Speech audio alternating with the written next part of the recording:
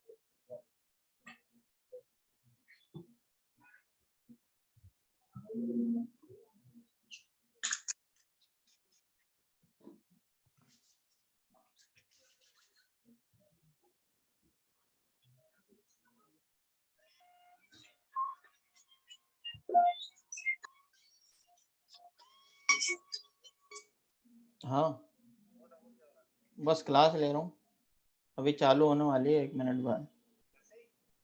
मैं अभी तो वहीं गया हूँ, फिर लोकेश जी के यहाँ सेटअप हो गया, अब वहीं से लेंगे फिर। नहीं ठीक है। एक बात बताओ, मैंने नक्शा भेजा था ना आपको 3, उसमें वो मुझे बता देना यार, वो मेन गेट वगैरह किधर रखना है, मुझे समझ में नहीं आ रहा उसमें, है ना। और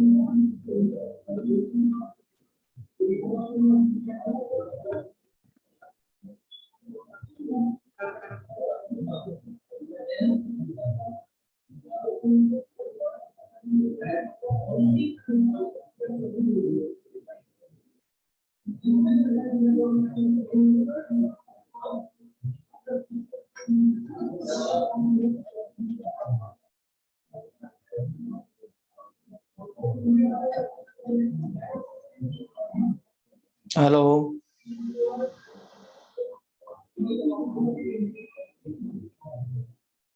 हाँ बच्चों, सब लोग तैयार पढ़ने के लिए? गुड मॉर्निंग सबको।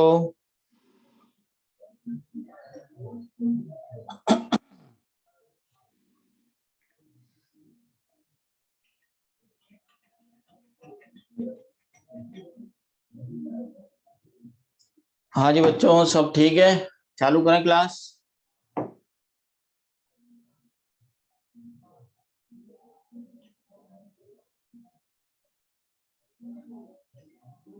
तो फिर आज अपन पढ़ेंगे जेनेटिक डिसऑर्डर।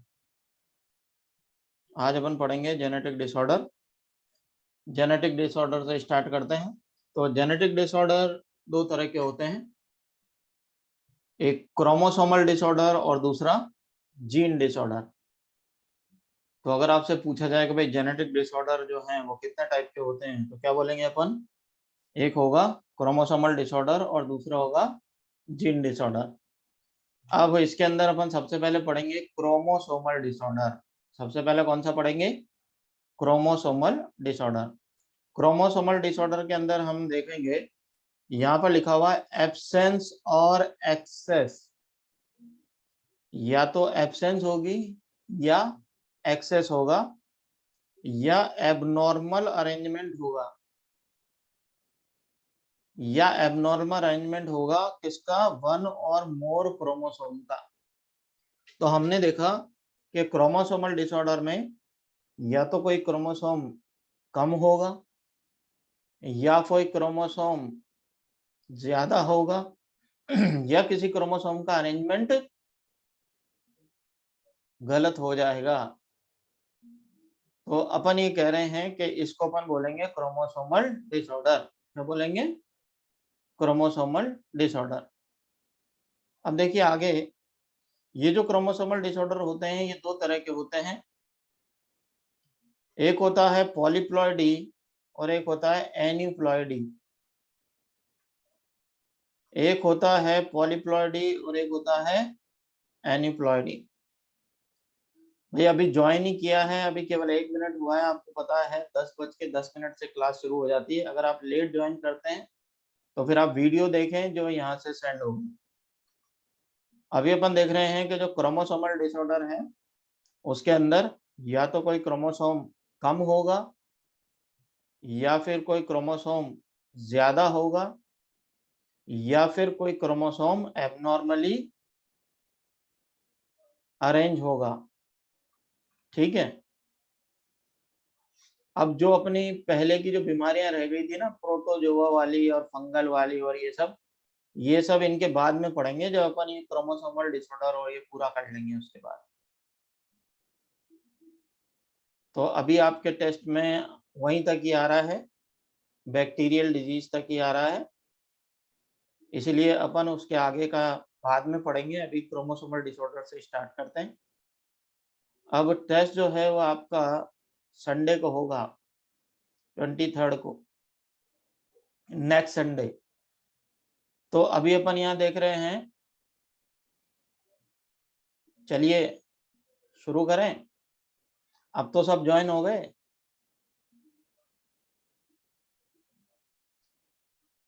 अच्छा जी। तो क्रोमोसोमल डिसऑर्डर के अंदर क्या होगा? सबसे पहले या तो कोई क्रोमोसोम ज्यादा होगा या कोई क्रोमोसोम कम होगा या फिर किसी क्रोमोसोम का अरेंजमेंट एबनॉर्मल होगा। अब देखो यहाँ दो तरह की क्रोमोसोमल डिसऑर्डर हैं, एक पॉलीप्लॉइडी और एक एन्यूप्लॉइडी। एक क्या होगा? पॉलीप्लॉइडी और एक दूसरा क्या है? एन्यूप्लॉइडी। पॉलीप्लॉइडी के अंदर क्या होता है? Increase in a whole set of chromosome. एक पूरा का पूरा सेट ही अगर बदल जाए, एक पूरा पूरा सेट ही अगर बढ़ जाए तो इसको अपन बोलेंगे पॉलीप्लॉइडी। और एन्यूप्लॉइडी में अपन क्या करेंगे? या तो सेट में क्रोमोसोम का नंबर बढ़ जाए या सेट में क्रोमोसोम का नंबर कम हो जाए। तो देखो बहुत सिंपल है, पॉलीप्लॉइडी में क्या होगा? पूरा का पूरा सेट बढ़ेगा, पूरा का पूरा सेट बढ़ेगा। जैसे मान लीजिए अपन यहाँ पर बात करते हैं 2n, तो 2n के अंदर अगर अपन एक n और जोड़ देंगे तो ये क्या हो जाएगा? ये हो जाएगा 3n। और फिर अगर इसमें एक और जोड़ देंगे तो हो जाएगा 4n। एक और जोड़ देंगे तो हो जाएगा 5n। इस तरीके से तो ये हो जाएगा पॉलीप्लॉइडी, जैसे 3n 4n 5n 6n। अपन देखें, जैसे कोई ऑर्गेनिज्म डिप्लॉयड है, अगर कोई ऑर्गेनिज्म डिप्लॉयड है और उसके अंदर 2n सेट है और इसमें एक सेट में अगर क्रोमोसोम का नंबर बढ़ गया तो इसको अपन बोलेंगे एन्यूप्लॉइडी। या अगर इसमें से 2n है ना, तो n और n दो शॉर्ट होंगे, अगर इसमें से एक कम हो गया तो ये भी क्या हो जाएगा, ये भी हो जाएगा एन्यूप्लॉइडी। तब समझ में आया पॉलीप्लॉइडी और एन्यूप्लॉइडी। पॉलीप्लॉइडी में पूरा सेट क्रोमोसोम का चेंज हो जाएगा, जैसे 3n 4n 5n 6n। और एन्यूप्लॉइडी में या तो क्रोमोसोम सेट में क्रोमोसोम का नंबर कम हो जाएगा या सेट में क्रोमोसोम का नंबर बढ़ जाएगा।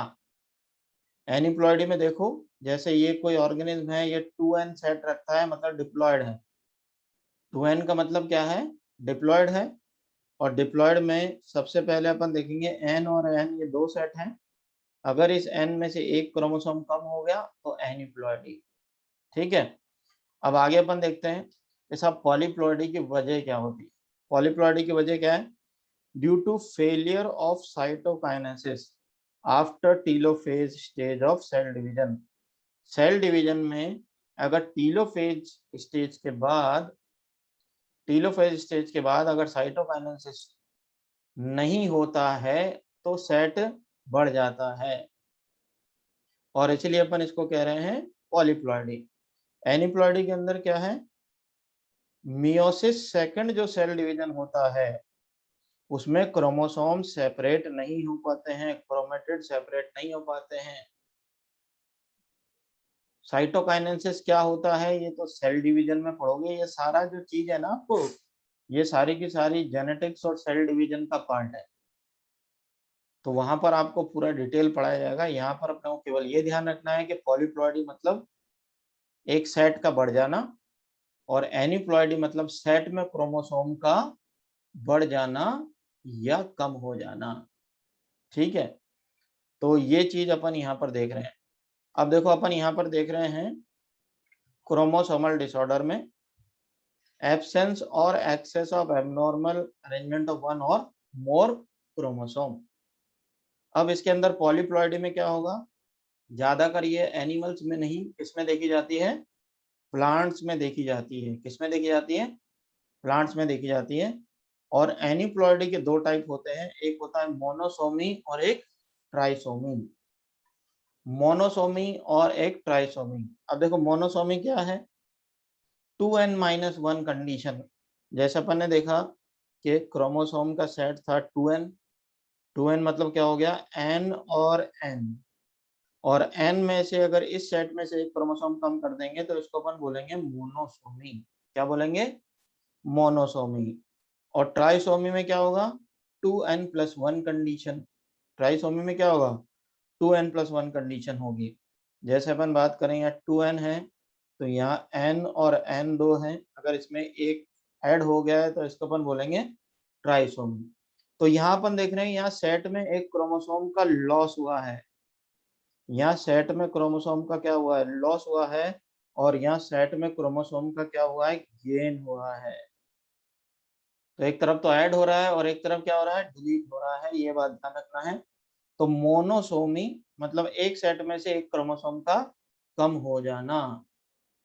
और अब अपन देखते हैं इसका एग्जांपल है टर्नर सिंड्रोम। कौन सा सिंड्रोम है, टर्नर सिंड्रोम है। और इधर अपन एग्जांपल देखें तो है डाउन सिंड्रोम।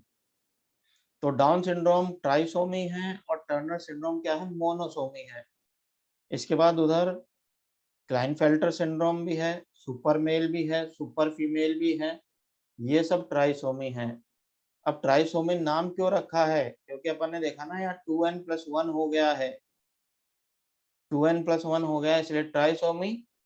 और अगर ये सारे के सारे एग्जाम्पल आपको मॉड्यूल में दे रखे हैं जेनेटिक डिसऑर्डर में, मॉड्यूल में क्या कहाँ दे रखा है, जेनेटिक डिसऑर्डर में, और ये पार्ट है अपने जेनेटिक्स का।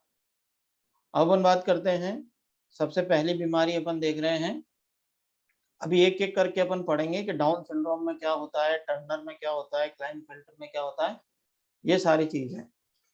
अब रिदम जी 12th में अपने को अपन ने प्रोटोजोआ तक पढ़ लिया था, मलेरिया तक पढ़ लिया था। मलेरिया के बाद अपन पहले जेनेटिक डिसऑर्डर पढ़ेंगे, उसके बाद फिर बाकी की जो कॉमन डिजीज है वो पढ़ेंगे। अब अपन आगे चलते हैं। ऑटोसोमल एन्यूप्लॉइडी, आपको याद होगा ऑटोसोम किसको कहते हैं, और ऑटोसोमल एन्यूप्लॉइडी में सबसे पहला होता है डाउन सिंड्रोम। पहली बीमारी कौन सी है, डाउन सिंड्रोम। और ये जो डाउन सिंड्रोम था इसको ढूंढा था लैंगडॉन डाउन ने 1866 में। किसने ढूंढा है इसको, लैंगडॉन डाउन ने ढूंढा है, और 1866 में ये ढूंढा गया था। और इसके अंदर होती है ट्राइसोमी ऑफ 21 क्रोमोसोम। तो बताइए इसके अंदर ट्राइसोमी कौन से क्रोमोसोम की होती है, बोलो। 21 क्रोमोसोम, एक की जगह दो होते हैं इसके अंदर। 21 क्रोमोसोम एक की जगह कितने होते हैं, दो होते हैं, मतलब एक एक्स्ट्रा क्रोमोसोम इसके अंदर होता है।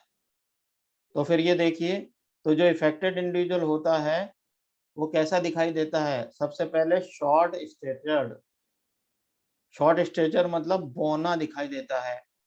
उसका सिर कैसा होता है, गोल होता है, और उसका मुंह हमेशा खुला रहता है। और उसकी जो हथेलियां हैं वो चौड़ी होती हैं, और उनके ऊपर एक लाइन मिलती है, इसको अपन बोलते हैं पाम क्रीज। क्या बोलते हैं, पाम क्रीज। इसके अलावा ये मेंटली रिटार्डेड होता है। इसके अलावा फिजिकल डेवलपमेंट भी सही नहीं होता।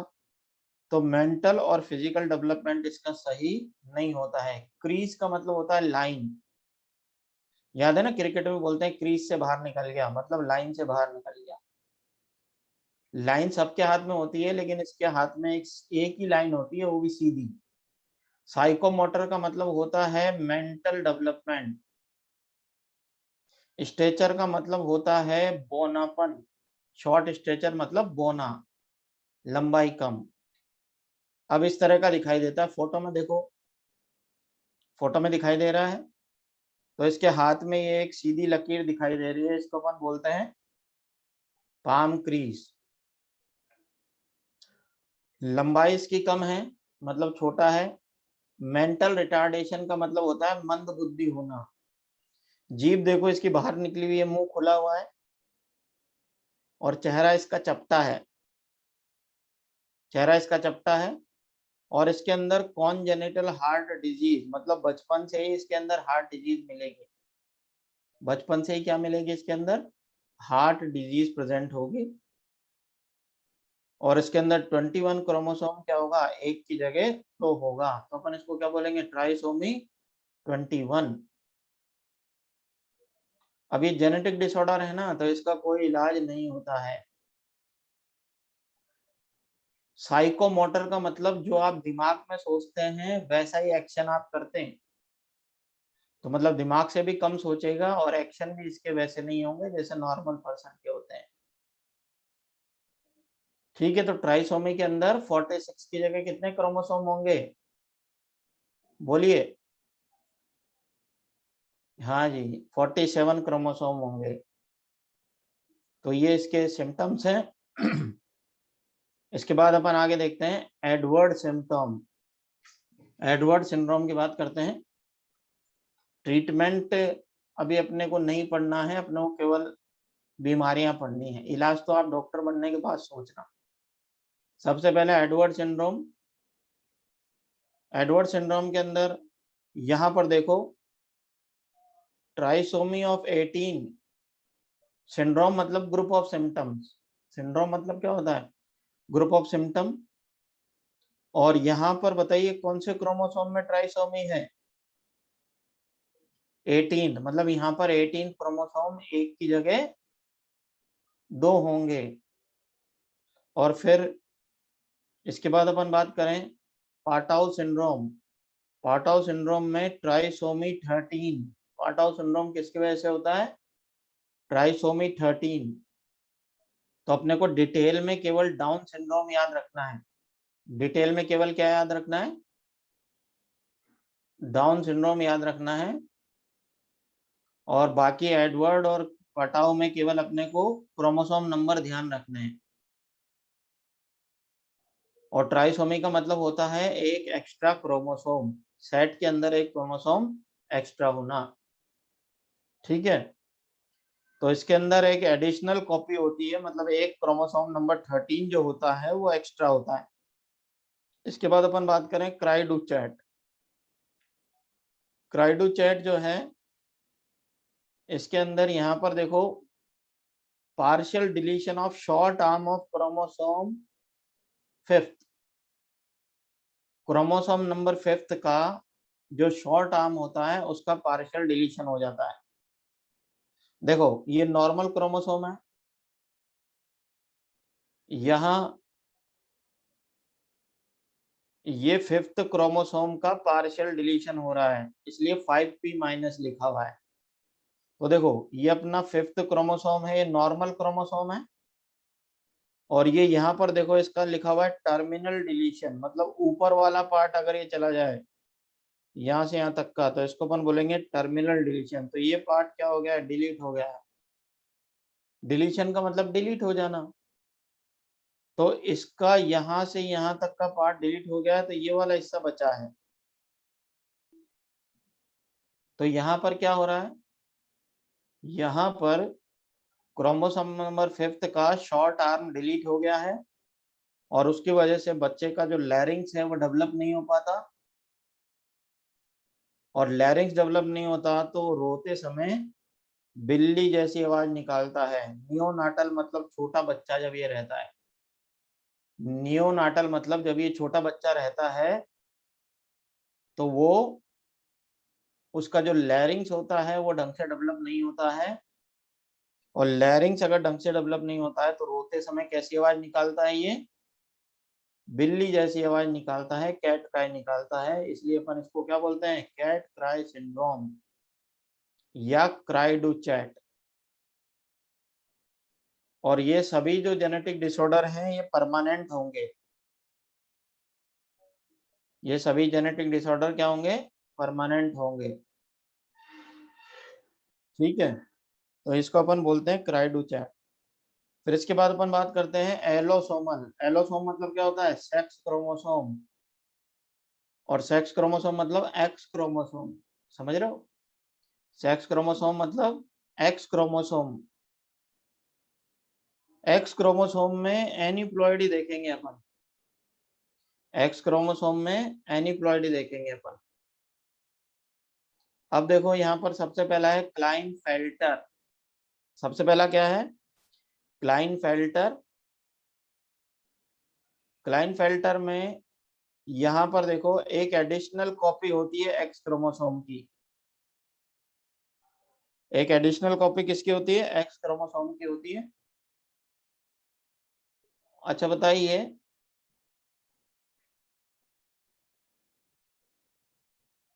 अपने यहाँ टोटल कितने क्रोमोसोम होते हैं ह्यूमन बीइंग में, 46। लेकिन इसके अंदर एक एक्स क्रोमोसोम एक्स्ट्रा है, तो यहाँ कितने हो जाएंगे, 47। और एक्स्ट्रा कौन सा क्रोमोसोम रहेगा, एक्स। एक्स्ट्रा कौन सा क्रोमोसोम रहेगा, एक्स। अच्छा बताइए कि ये इंसान मेल होगा या फीमेल,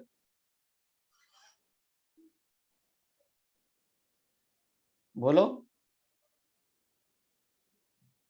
ये मेल होगा ना, क्योंकि यहाँ पर वाई क्रोमोसोम है, लेकिन यहाँ दो एक्स क्रोमोसोम हैं, तो इसको पूरी तरह से मेल नहीं बनने देंगे।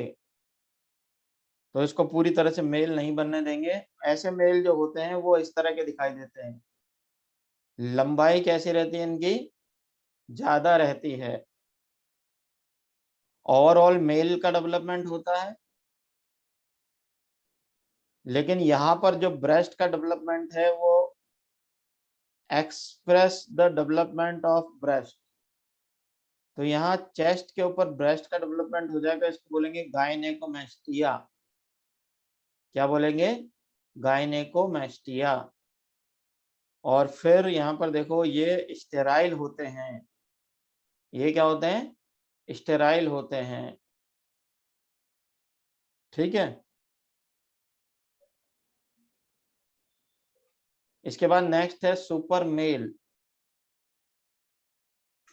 स्टेचर का मतलब होता है बोनापन या बनावट। अब सुपर मेल की बात करें, ये जो पेशेंट होते हैं इसके अंदर एक एक्स्ट्रा वाई क्रोमोसोम होता है, इसके अंदर एक एक्स्ट्रा वाई क्रोमोसोम होता है, और कैरियोटाइप होता है 44 प्लस XYY। कैरियोटाइप क्या होता है 44 प्लस XYY। तो एक्स्ट्रा क्रोमोसोम कौन सा हुआ, एक्स्ट्रा क्रोमोसोम कौन सा हुआ, Y। अच्छा, Y क्रोमोसोम एक्स्ट्रा होने से टेस्टोस्टेरोन का लेवल बढ़ जाएगा।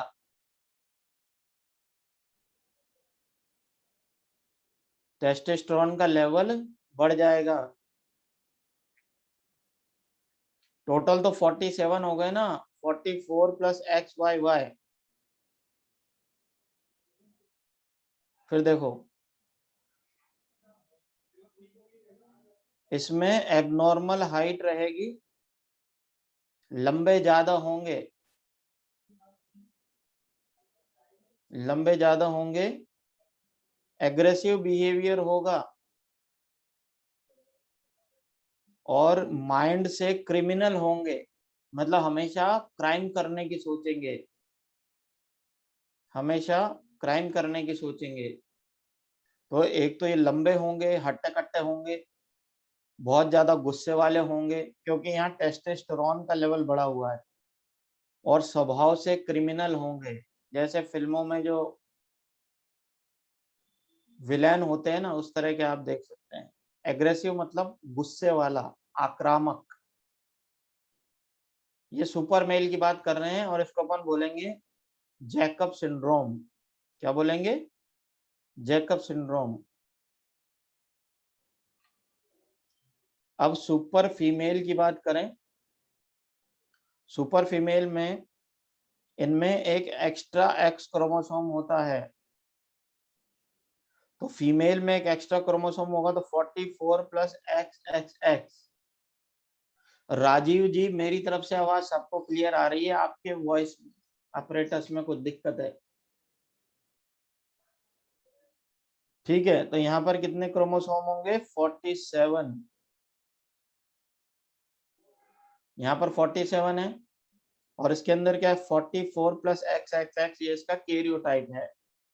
क्या है ये, कैरियोटाइप है।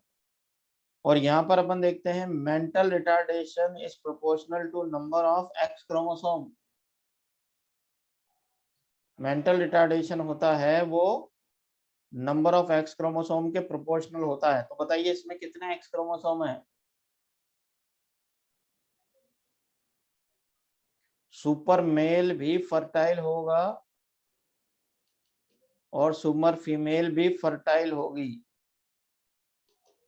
यहाँ फर्टिलिटी पर कोई असर नहीं पड़ रहा। 3 एक्स क्रोमोसोम है, तो बताओ मेंटल रिटार्डेशन ज्यादा होगा या कम होगा।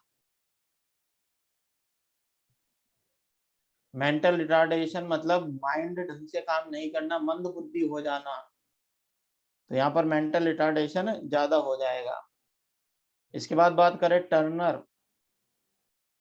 टर्नर के अंदर अपना एक्स क्रोमोसोम का लॉस हो रहा है। अच्छा बताइए, 46 में से अगर एक चला गया तो कितने रह गए, 45 x0, 45 x0। मॉड्यूल में जो स्टेराइल लिखा है सुपर मेल सुपर फीमेल, वो गलत है, उसको करेक्ट कर लें। ये दोनों फर्टाइल होते हैं। सुपर मेल और सुपर फीमेल दोनों क्या होते हैं, फर्टाइल होते हैं। मॉड्यूल में करेक्ट कर लें, ठीक है। अब टर्नर सिंड्रोम में बताइए टोटल कितने क्रोमोसोम होंगे, 45। और कैरियोटाइप क्या होगा, 45 विद X0। कैरियोटाइप क्या होगा, 45 विद X0। ऐसी जो फीमेल होती हैं वो बॉनी होती हैं, देखिए शॉर्ट स्टेचर्ड। इनकी जो ओवरी होती हैं वो स्टेराइल होती हैं या रूडिमेंट्री होती है। मतलब ओवरी रूडिमेंट्री का मतलब क्या है, नॉट वेल डेवलप्ड। रूडिमेंट्री का मतलब क्या है, not well developed. Secondary sexual characters नहीं आते हैं, मेंस्ट्रुअल साइकिल स्टार्ट नहीं हो पाती है, मेंस्ट्रुअल साइकिल स्टार्ट नहीं हो पाती है। इनकी जो गर्दन होती है वो लंबी होती है और उसमें सल होते हैं इस तरह के। तो गर्दन में सल होते हैं, इसको बोलते हैं वेब्ड नेक।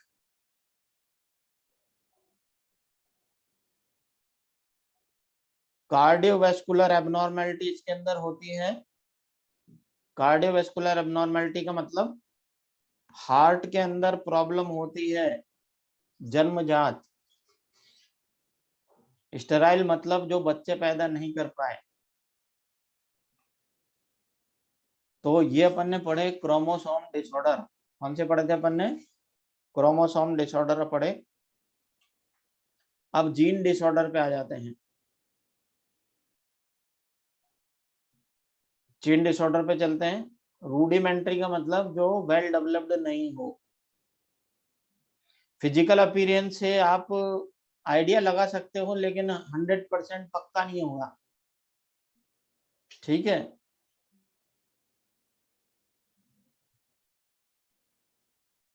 और ये जितने भी सिंड्रोम वाले जो पेशेंट हैं, इनका जो लाइफ स्पैन है वो ज्यादा लंबा नहीं होता है। ठीक है, चलिए जी।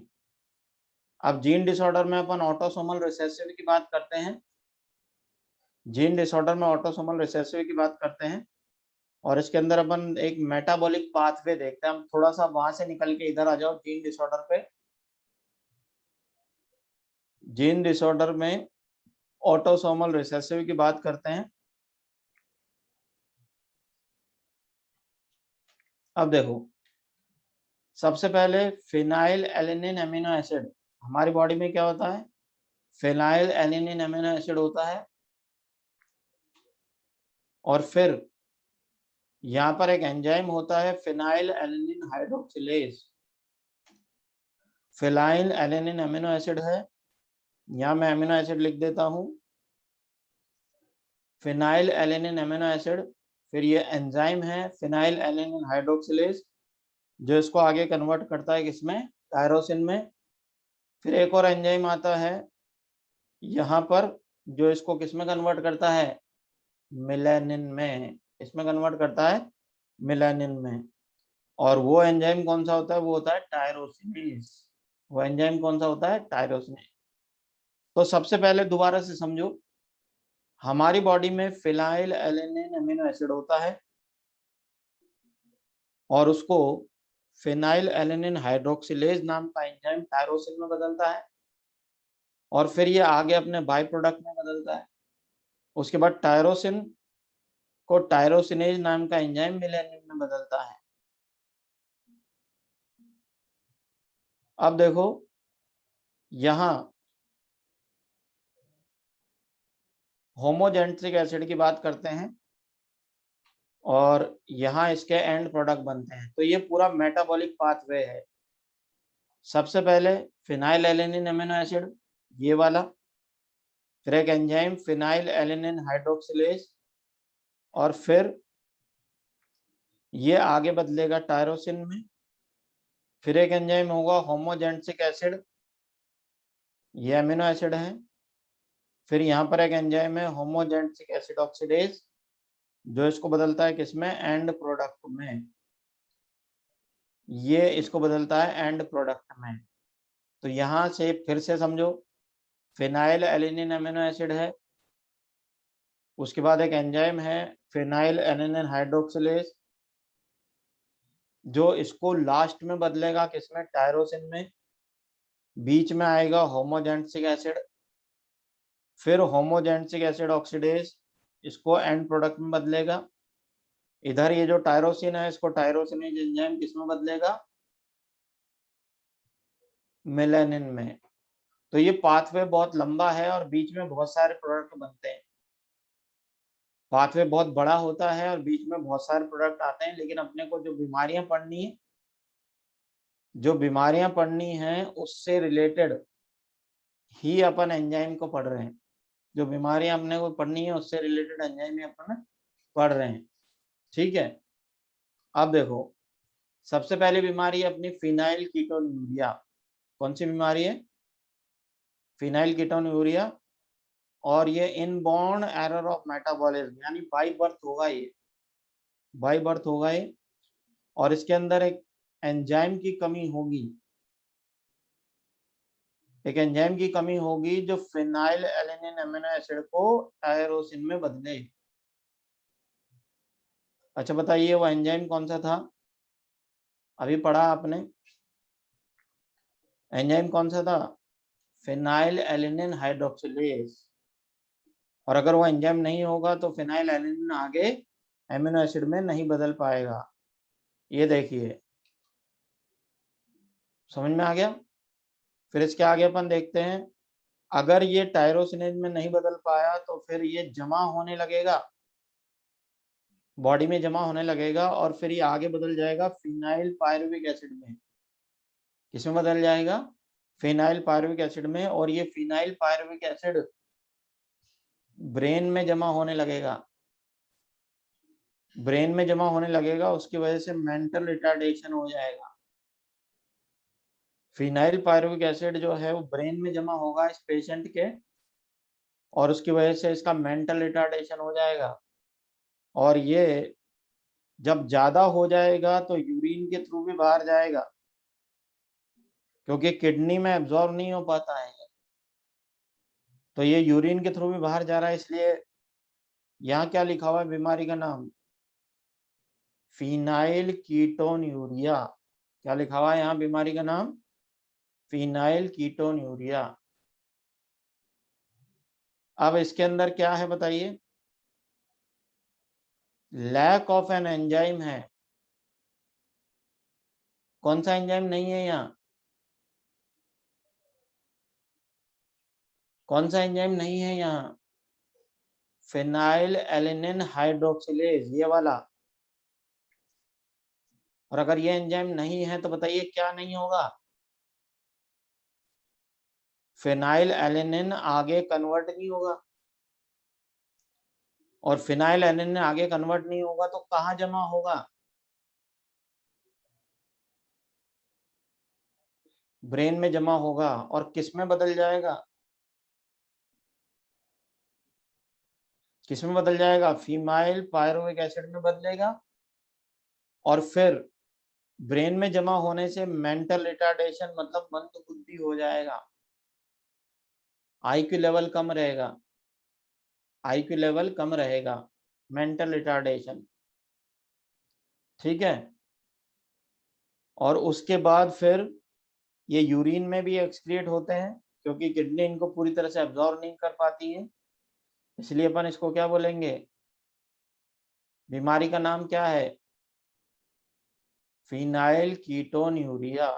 और एंजाइम कौन सी नहीं थी इसमें, फिनाइल एलेनिन हाइड्रोक्सिलेज। ठीक है। तो अपने को यहाँ पर याद रखना है कि एंजाइम कौन सी कम है, एंजाइम कौन सी कम है ये याद रखना है। अगर आपको एंजाइम का फंक्शन पता है तो फिर आगे की बीमारी आपको रटने की जरूरत नहीं है, अपने आप समझ में आ जाएगा। अब चलो जी आगे, एल कैप्टोन्यूरिया दूसरी बीमारी कौन सी है, एल कैप्टोन्यूरिया। इसको ब्लैक यूरिन डिजीज भी कहते हैं, क्योंकि इसमें यूरिन का कलर काला हो जाता है, इसमें यूरिन का कलर काला हो जाता है। अब इसके अंदर कौन सा एंजाइम नहीं है बताइए, होमोजेंटेसिक एसिड ऑक्सीडेज। कौन सा एंजाइम नहीं है, होमोजेंटेसिक एसिड ऑक्सीडेज। ये देखिए, और ये होमोजेंटेसिक एसिड ऑक्सीडेज क्या करता है, टायरोसिन को एंड प्रोडक्ट में बदलता है, टायरोसिन को एंड प्रोडक्ट में बदलता है। ये देखो, फिर अगर होमोजेंटेसिक एसिड की कंसंट्रेशन बढ़ेगी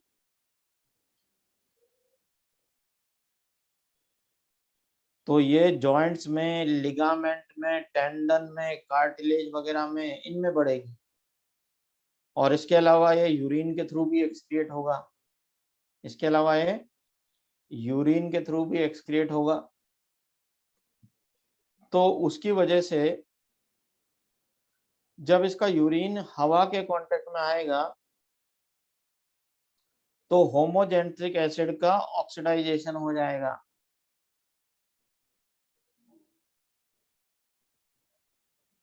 होमोजेंट्रिक एसिड का ऑक्सीडेशन हो जाएगा तो ये एल्केप्टॉन में बदल जाएगा। और एल कैप्टोन जो है वो काले रंग का होता है, इसलिए जब ये टॉयलेट करने जाएगा तो इसके यूरिन का कलर काला हो जाएगा, और इसलिए अपन इसको क्या बोलेंगे, एल कैप्टोन्यूरिया। इसलिए इसको क्या बोलेंगे अपन, एल कैप्टोन्यूरिया या ब्लैक यूरिन डिजीज। क्या कहेंगे इसको, एल कैप्टोन्यूरिया या ब्लैक यूरिन डिजीज। अब इसको दोबारा से समझो। अच्छा बताइए कौन से एंजाइम की कमी है इसमें, होमोजेंसिक एसिड ऑक्सीडेज क्या करता है, होमोजेंसिक एसिड को एंड प्रोडक्ट में बदलता है। एंड प्रोडक्ट बहुत सारे हैं, अगर ये एंजाइम नहीं है तो ये बढ़ जाएगा,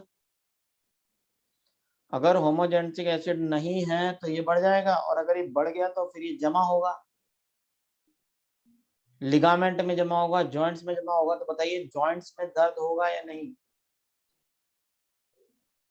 और अगर जॉइंट्स में दर्द होगा इसके साथ साथ ये यूरिन से भी बाहर आएगा,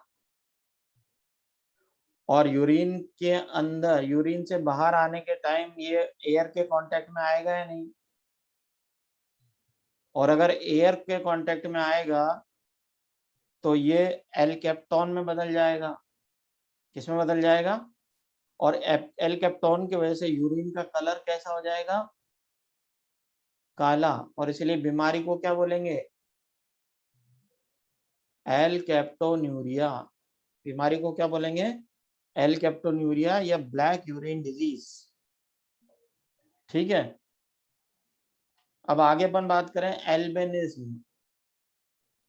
एल्बिनिज्म के अंदर टायरोसिनेज एंजाइम की कमी है। किसकी कमी है, और ये टायरोसिनेज एंजाइम क्या करता है, टायरोसिन को मिलेनिन में बदलता है।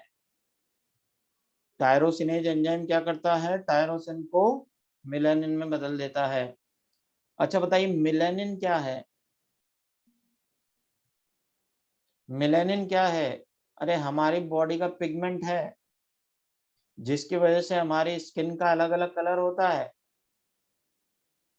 मिलेनिन की वजह से हमारी स्किन का अलग अलग कलर होता है, जिसमें मिलेनिन ज्यादा है वो काला होता है, जिसमें मिलेनिन कम है वो गोरा होता है, और जिसमें मिलेनिन बिल्कुल नहीं वो एकदम सफेद रंग का होता है, व्हाइट कलर का।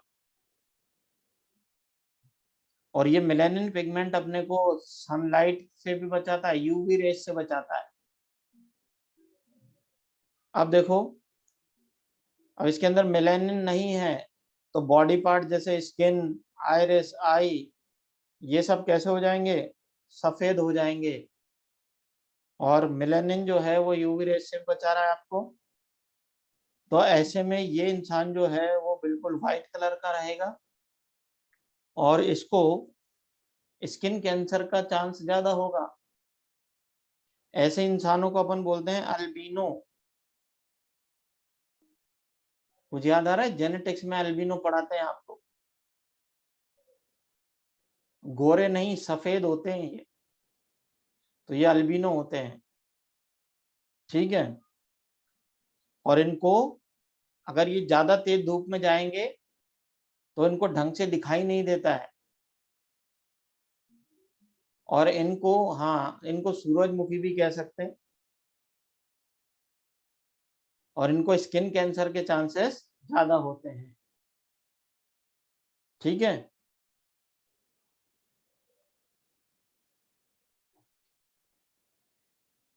अपन आगे पढ़ते हैं टे सैक डिजीज। कौन सी डिजीज, टे सैक। टे और सैक दो साइंटिस्टों के नाम के बेस पर है ये डिजीज, एक है टे और एक सैक। इसके अंदर एक एंजाइम की कमी होती है, और उस एंजाइम का नाम है beta N acetyl hexosaminidase. Enzyme का नाम क्या है, beta N acetyl hexosaminidase, और ये फैट मेटाबॉलिज्म करता है। अच्छा बताइए अगर ये एंजाइम नहीं है तो क्या होगा, एक हार्मफुल फैट जिसको अपन बोलते हैं कॉन्जुगेट लिपिड, GM2, ये ब्रेन में जमा होने लग जाता है, गैंग्लियोसाइडिक सेल में जमा होने लगता है, स्पाइनल कोड में जमा होने लगता है और उसकी वजह से सेल डैमेज होने लगती है। तो देखो ये हार्मफुल फैट है GM2 फैट, और ये अगर ब्रेन में जमा होगा, स्पाइनल कोड में जमा होगा, तो वहां की सेल्स डैमेज होने लगेगी और उसकी वजह से ये बच्चा जो है वो मेंटली रिटार्डेड हो जाएगा। तो इससे मेंटल रिटार्डेशन हो जाएगा और पैरालिसिस भी हो जाएगी। देखो स्पाइनल कॉर्ड भी इन्वॉल्व हो रही है, तो पैरालिसिस भी हो जाएगा। ये बच्चा जब पैदा होगा जब तो नॉर्मल होगा, लेकिन जैसे जैसे इसकी एज बढ़ेगी वैसे वैसे इस बीमारी के लक्षण बढ़ते जाएंगे और 3 से 4 साल की एज में इसकी डेथ हो जाएगी। मतलब ये ज्यादा नहीं जिंदा रहेगा और इसका कोई क्योर नहीं है। There is no cure. यहाँ जो टे सैक डिजीज है इसका कोई क्योर नहीं है। पहले से पता चलेगा अगर आप एमनियोटिक फ्लूइड वगैरह का टेस्ट करवाओगे, तो जेनेटिक डिसऑर्डर के लिए प्रेगनेंसी के टाइम पर ही एमनियोटिक फ्लूइड वगैरह चेक करवा लेते हैं, उससे पता चल जाता है। लेकिन एक बार ये बच्चा पैदा हो गया तो फिर कोई इलाज नहीं है। तो there is no cure for Tay Sachs. इसके अंदर कौन सा एंजाइम कम है बताइए?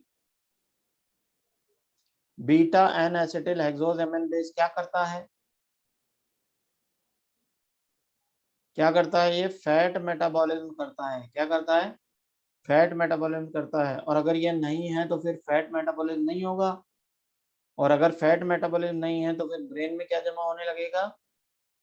हार्मफुल फैट मॉलिक्यूल जमा होंगे, और harmful fat molecule conjugate lipid, जिसको GM2 लिपिड भी कहते हैं, ये जमा होने लगेंगे और उसकी वजह से ब्रेन डैमेज होगा, स्पाइनल कॉर्ड डैमेज होगी, वहाँ की सेल्स खत्म हो जाएगी, मेंटल रिटार्डेशन हो जाएगा, पैरालिसिस हो जाएगी और 3-4 साल में डेथ हो जाएगी।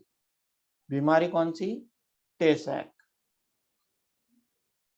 इसका अभी तक कोई इलाज नहीं है।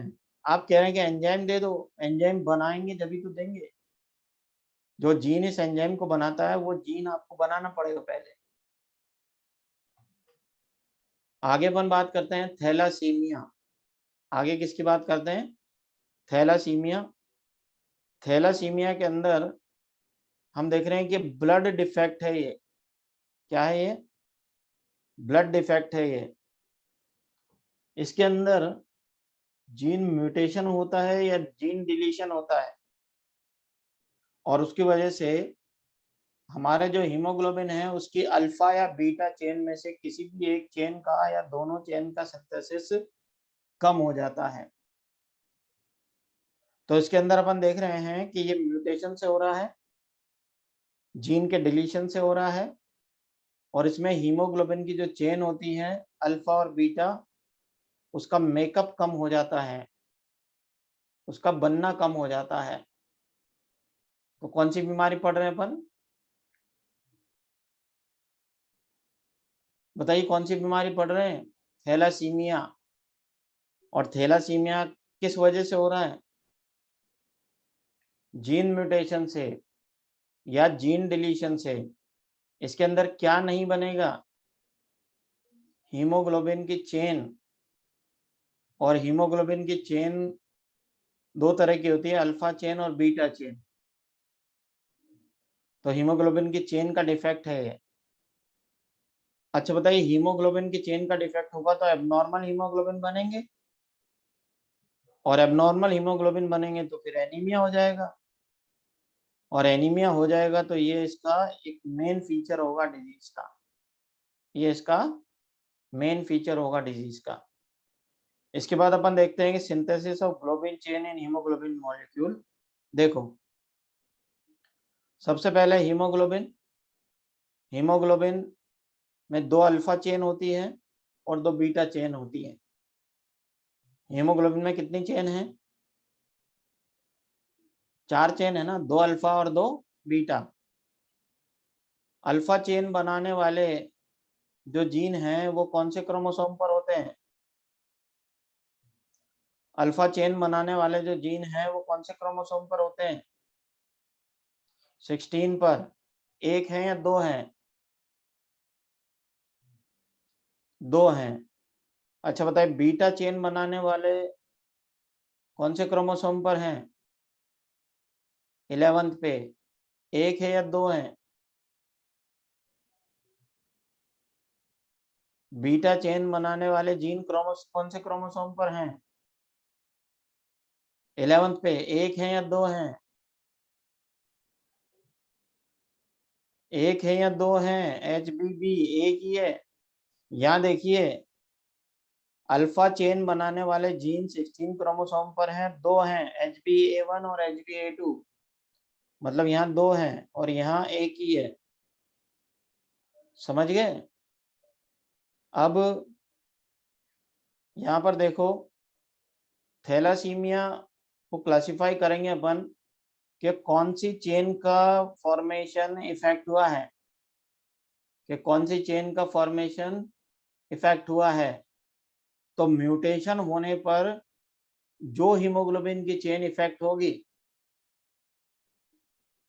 म्यूटेशन होने पर जो हीमोग्लोबिन की चेन इफेक्ट होगी, उसी का ही इफेक्ट नजर आएगा। अब देखो, इसी के बेस पर थैलासीमिया दो तरह का होगा, एक अल्फा थैलासीमिया और एक बीटा थैलासीमिया। अल्फा थैलासीमिया, बताइए कौन सी चेन डिफेक्टिव होगी? अल्फा थैलासीमिया में कौन सी चेन का डिफेक्ट होगा? अल्फा का। और बीटा वाले का? बीटा थैलासीमिया में बीटा का। तो इसके अंदर अल्फा ग्लोबिन इफेक्ट होंगे और इसके अंदर बीटा ग्लोबिन इफेक्ट होंगे। यहाँ पर म्यूटेशन है। अब आप पूछ रहे हो ना ऐसा क्यों होता है, ऐसा क्यों होता है, तो यहाँ देखो, हो क्यों रहा है, क्योंकि यहाँ पर म्यूटेशन हो गया है, डिलीशन हो गया है। किनका? दो क्लोजली लिंक्ड जीन के एलील का, जिसको अपन बोलते हैं HBA1 या HBA2। और ये कौन से क्रोमोसोम पर थे? 16 क्रोमोसोम पर थे। उसकी वजह से अल्फा चेन का डिफेक्ट हुआ है। और बीटा चेन, अच्छा बताइए, बीटा चेन बनाने के लिए एक जीन था या दो जीन थे? सिंगल जीन था, क्रोमोसोम नंबर 11 पे। अगर उसमें म्यूटेशन हो गया तो फिर बीटा थैलासीमिया। अच्छा एक बात बताइए कि दो अलग अलग HBA1 HBA2, इनमें म्यूटेशन आसानी से हो जाएगा या सिंगल जीन HBB में म्यूटेशन आसानी से हो जाएगा?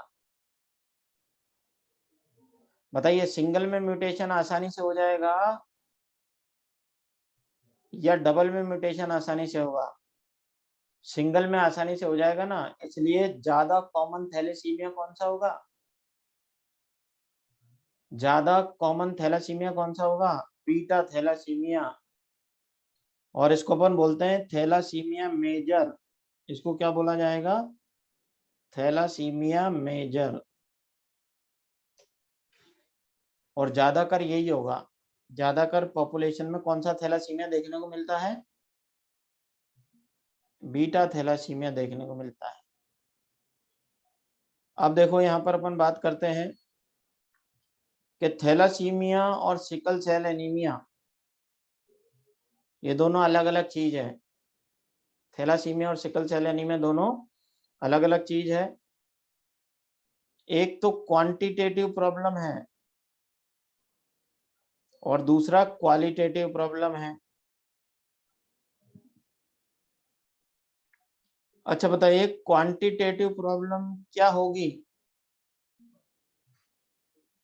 क्वांटिटेटिव प्रॉब्लम होगी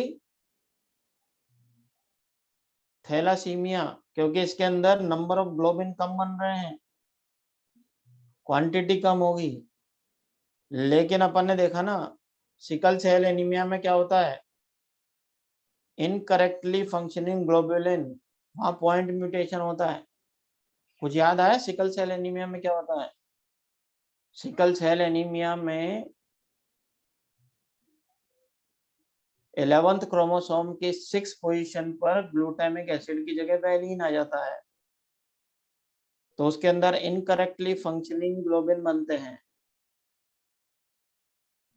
तो सिकल सेल एनीमिया अपने सिलेबस में नहीं है, केवल ये पढ़ना है आपको कि थैलेसीमिया एक क्वांटिटेटिव प्रॉब्लम है, क्योंकि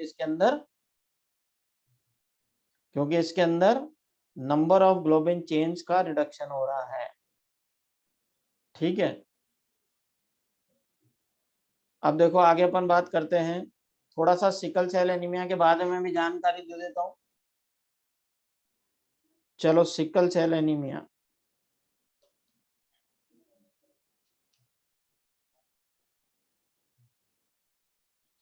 और सिकल सेल एनीमिया में क्या होता है, पॉइंट म्यूटेशन।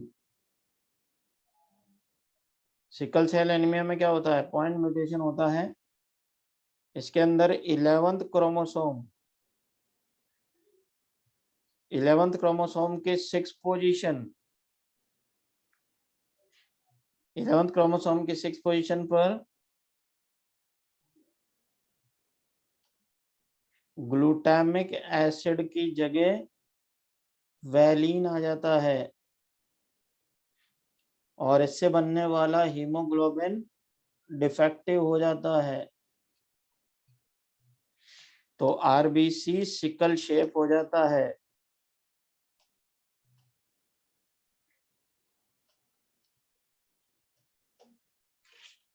ये है, ठीक है। तो ये सिकल सेल एनीमिया था, और वह थैलासीमिया था। थैलासीमिया में क्वांटिटी कम हो रही है, और सिकल सेल एनीमिया में क्वालिटी खराब हो रही है, इनकरेक्टली फंक्शनिंग ग्लोबुलिन हो रहा है।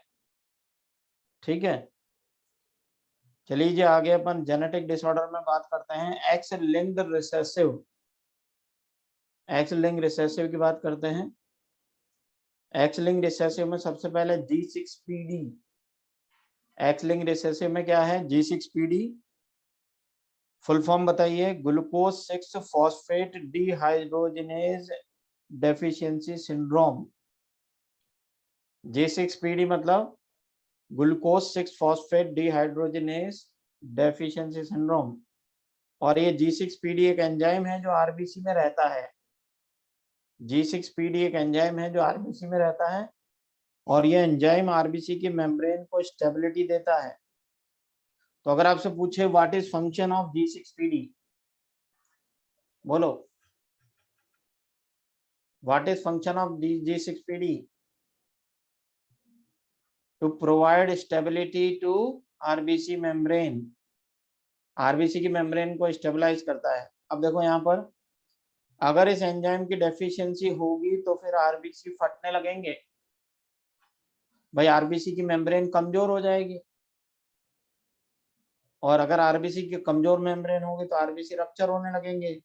लेकिन रप्चर कब होंगे, जब ये कांटेक्ट में आएंगे सल्फा ड्रग्स के, या वो इंसान क्लोरोक्विन खा ले जिसमें ये एंजाइम कम हो।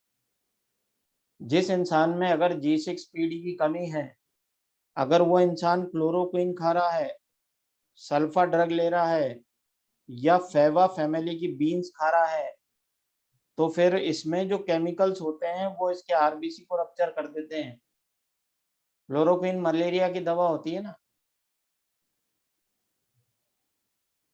ऐसी ड्रग्स जिनमें सल्फर प्रेजेंट होता है वो सल्फा ड्रग्स होती हैं। क्लोरोक्विन मलेरिया की दवाएं, और फेवाबीन, जैसे सेम फली होती है ना, सेम की फली, वो फेवाबीन होती है। तो सब में ये बीमारी नहीं होगी, जिसके अंदर G6PD कम है उसमें ही इफेक्ट होगा। जिसके अंदर G6PD कम है उसी में इफेक्ट होगा। नॉर्मल पर्सन अगर ये सब चीजें खाएगा तो उस पर कोई इफेक्ट नहीं होगा। फेवा बीन ऐसी बीन जो फेवा फैमिली से बिलोंग करती है। अब उसके अंदर क्या है, G6PD एंजाइम क्या रोल करता है वो देखते हैं। ये अपनी आरबीसी है, ये G6PD एंजाइम है, और अपने आरबीसी के अंदर एक HMP शंट चलता है। क्या चलता है, HMP शंट चलता है, जो NADPH को, HMP शंट से ये कन्वर्ट होता है NADPH में, फिर ग्लूटाथियोन कम हो जाता है। ग्लूटाथियोन कम होने की वजह से जो मेम्ब्रेन की स्टेबिलिटी है फेवा बीन्स के खिलाफ, सल्फा ड्रग्स के खिलाफ, क्लोरोक्विन के खिलाफ, ये सब कम हो जाती है। तो HMP शंट आपको जो है वो फिजियोलॉजी में पढ़ाया जाता है, यहाँ केवल नाम याद रखना है आपको। या अगर आप चाहो तो ये चीज छोड़ सकते हो, केवल ये याद रखते हो कि आरबीसी की मेम्ब्रेन को स्टेबिलिटी देता है G6PD, और G6PD अगर नहीं होगा तो मेम्ब्रेन अनस्टेबल हो जाएगी, और मेम्ब्रेन अनस्टेबल हो जाएगी तो फिर आरबीसी फटेंगे। आरबीसी कब रप्चर होंगे? अगर ये इंसान फेवाबीन खाएगा, सल्फर ड्रग लेगा, क्लोरोक्विन खाएगा। अगर ये चीजें नहीं खाएगा तो बताइए नॉर्मल रहेगा या एनीमिया होगा? नॉर्मल रहेगा। तो आप चाहो तो ये वाला पोर्शन भी छोड़ सकते हो, इसकी कोई जरूरत नहीं है, आपको केवल एंजाइम और उससे होने वाले इफेक्ट याद रखने, बाकी कोई नहीं पूछेगा आपसे। ठीक है, अब आगे अपन देखते हैं, ये थी G6PD। अच्छा एक बात बताइए, अगर इस इंसान को मच्छर ने काटा, अगर इस इंसान को मच्छर ने काटा तो बताइए इसको मलेरिया होगा या नहीं? नहीं होगा, क्योंकि इसके आरबीसी कैसे हैं? फ्रेजाइल हैं। इसके आरबीसी कैसे हैं? फ्रेजाइल हैं, उनकी मेम्ब्रेन वीक है, तो प्लाज्मोडियम इसके अंदर जाते ही वो आरबीसी रप्चर हो जाएगा। तो बताओ क्या प्लाज्मोडियम लाइफ साइकिल पूरी कर पाएगा? नहीं कर पाएगा। तो फिर इंसान को मलेरिया नहीं होने का वरदान रहेगा, इस इंसान को मलेरिया नहीं होने का वरदान रहेगा। अच्छा एक बात बताओ, अगर ये डॉक्टर के पास जाता है और ये कहता है कि डॉक्टर साहब जब मैं फेवाबीन खाता हूँ या क्लोरोक्विन लेता हूँ या सल्फर ड्रग लेता हूँ तो मुझे एनीमिया हो जाएगा, एनीमिया हो जाता है, तो डॉक्टर कहेगा ऐसा कर, आज से ये सब सारी चीजें खाने में बंद कर दे, सल्फर ड्रग्स मत ले, कोई दूसरी एंटीबायोटिक से काम चला ले। नहीं, क्लोरोक्विन क्यों खा रहा है? मलेरिया नहीं होगा तुझे तो। फेवाबीन मत खा, उसकी जगह कोई और फली खा ले, मटर खा ले। तो अपन ने देखा कि ये चीजें अगर इसके खाने में बंद कर दी जाए तो बताओ इसको एनीमिया होगा या नहीं होगा? नहीं होगा तो हेल्दी लाइफ जिएगा या नहीं? हेल्दी लाइफ जिएगा और वरदान भी मिल जाएगा कभी मलेरिया नहीं होने का, है ना। तो ये बीमारी कौन सी पढ़ी अपन ने?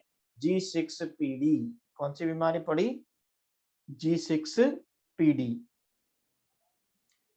चलिए जी अब आगे अपन पढ़ते हैं ड्यूशेन मस्कुलर डिस्ट्रॉफी। क्या पढ़ते हैं?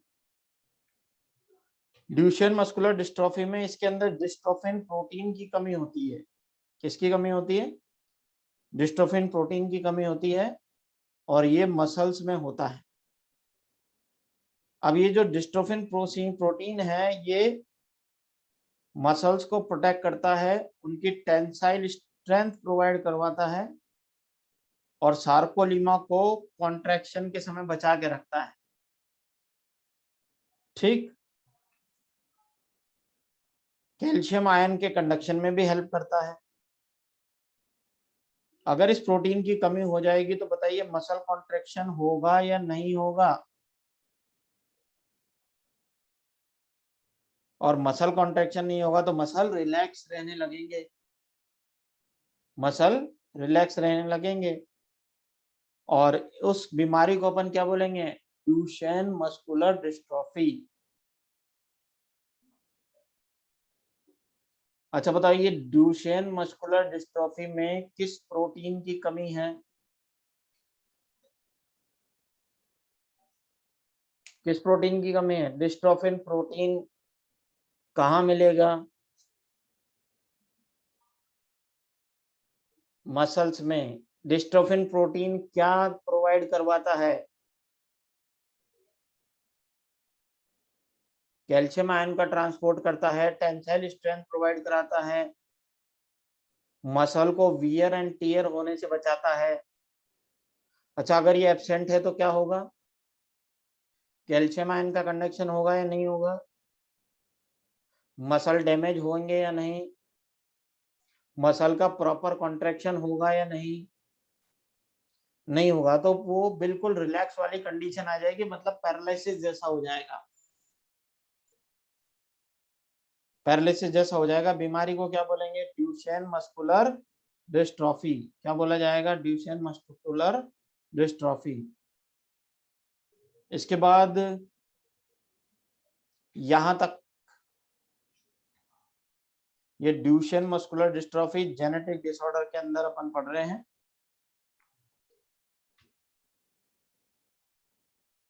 अच्छा, अब आपके जो भी डाउट्स हैं वो जल्दी जल्दी पूछ लो एक एक करके।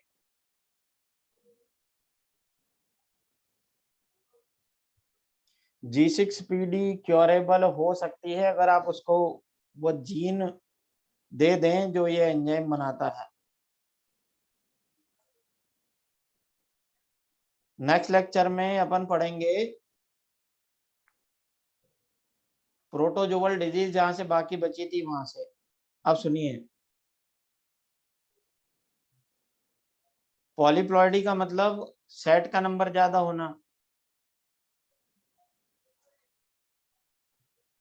थैलासीमिया शॉर्ट में बताएं? चलो जी, थैलासीमिया शॉर्ट में बता दो।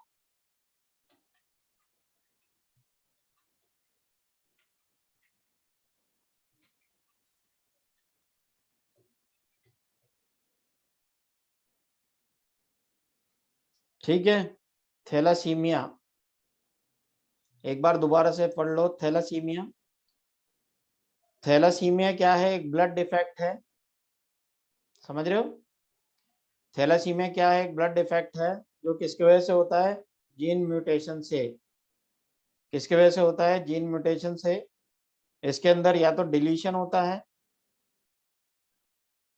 और उसकी वजह से हीमोग्लोबिन की चेन, उसका सिंथेसिस कम हो जाता है।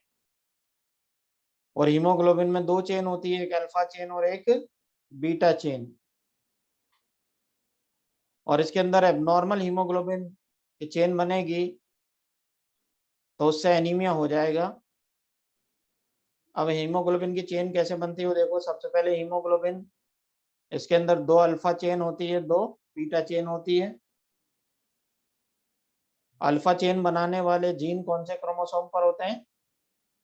16 पर। बीटा चेन बनाने वाले क्रोमोसोम कौन सी बीटा चेन बनाने वाले जीन कौन से क्रोमोसोम पर? 11 पे। अल्फा चेन के लिए कितने जीन जिम्मेदार? दो। बीटा चेन के लिए कितने जीन जिम्मेदार? एक। ये देखिए। अच्छा बताइए कि दो जीन में म्यूटेशन आसानी से होगा या एक में? दो जीन में म्यूटेशन आसानी से होगा या एक में? तो ज्यादा कॉमन कौन सा थैलासीमिया होगा बताइए? ज्यादा कॉमन कौन सा थैलासीमिया होगा? अल्फा थैलासीमिया या बीटा थैलासीमिया?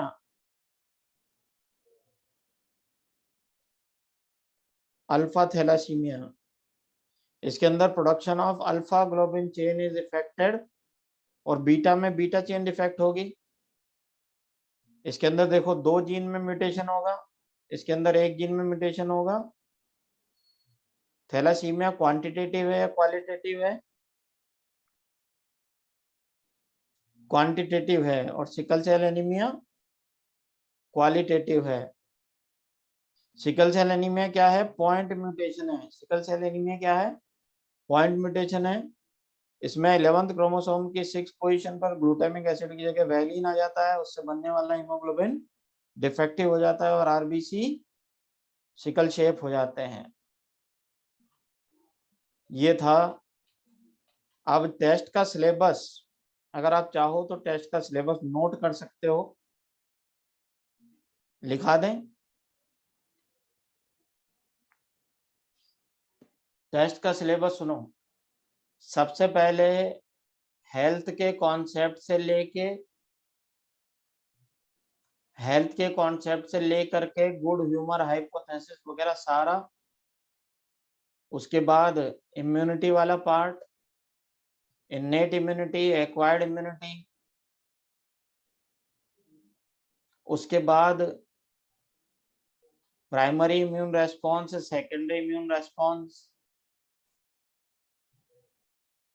उसके बाद AMIS, CMIS,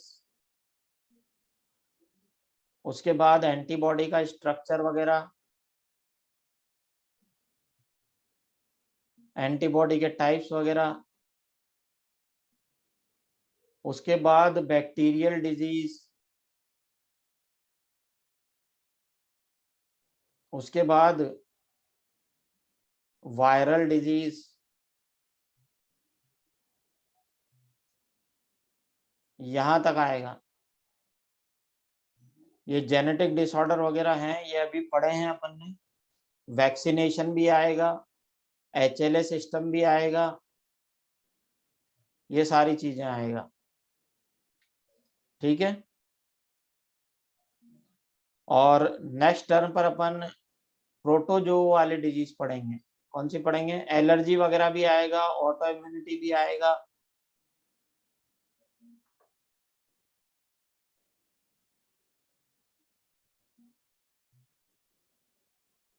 अब देखो, अभी तक जो आपने पढ़ा है उसका वीडियो आप एक बार और देख लेना घर पे, और अगर उस वीडियो में जो भी बात आपको डाउट लगे वो आप ऐप पे डाल देना, आपको हाथों हाथ सॉल्व हो जाते हैं। उसके अंदर ज्यादा कोई टाइम मैं नहीं लगाता हूँ। तो अभी आपका जो टेस्ट है वो नेक्स्ट संडे को है। एक संडे तो अभी परसों ही आ रहा है, और उसका पूरा शेड्यूल, टेस्ट का टाइम और सिलेबस, ये सब आपके पास मैसेज में भी आ जाएगा, ऐप पर भी आ जाएगा। ठीक है। तो आप तैयारी पूरी करें, जितना आपको पढ़ा दिया है वो सारी तैयारी करें। इसके अलावा जो बचा है 23 तारीख तक जितना भी पढ़ा देंगे वो सब तैयार रख लें आप। 23 तारीख तक जो पढ़ा देंगे वो सब तैयार रख लें, और होमवर्क में आपको जितनी चीजें पढ़ा दी गई है उसके मॉड्यूल के पीछे की एक्सरसाइज सॉल्व करना शुरू कर दें।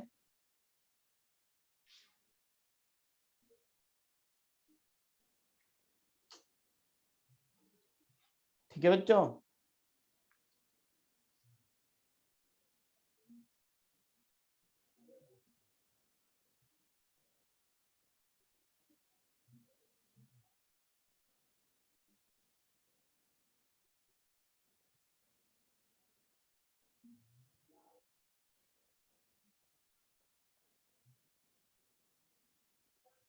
तो आज यहीं तक ही पढ़ेंगे।